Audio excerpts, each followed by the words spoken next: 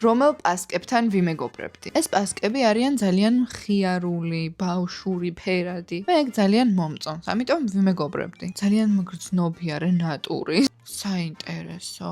დავიქრაშე, მაგრამ მე მგონი ეს პასკა არა, პანეტონე თუ რაღაც. ვიმეგობრებდი. აუ, ეს ძალიან დებილი. მაგრამ ძალიან საყვარელი და მხიარული ტიპი. ნახეთ, ანუ ჟელიბონები პასკაზე. დებილია. მაგრამ ვიმეგობრებდი, მე მომწონს ესეთი რაღაცები რა. ანუ მართლა რა ის ქიშმიში და ცუკატი. ჟელიბონი დაადეთ პასკას. დედო, ეს ძალიან დახვეწილი, ელეგანტური.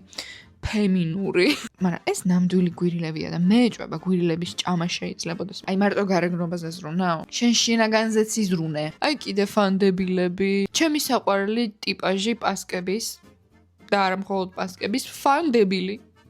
მიყვარს. ვიმეგობრებდი. ძალიან ექსტრა. ამას ელეგანტურით აღარ ქვია. ეს რაღაც სხვა არის უკვე. ვერ ვიმეგობრებდი, ალბათ. ეს პასკა გასულია პენსიაზე, უკვე დიდი ხანია. ვერ ვიმეგობრებდი, მაგრამ არა იმიტომ, რომ პენსიაზეა, მე პენსიონერი მეგობარი მყავს, მაგრამ რაღაც აკლია, ზედმეტად უინტერესოა ჩემთვის. ნუ აი არც ეს პასკაა ჩემთვის საინტერესო. ეს პასკა და ამის წინა პასკა მუშაობდნენ ქარხანაში საბჭოთა პერიოდში.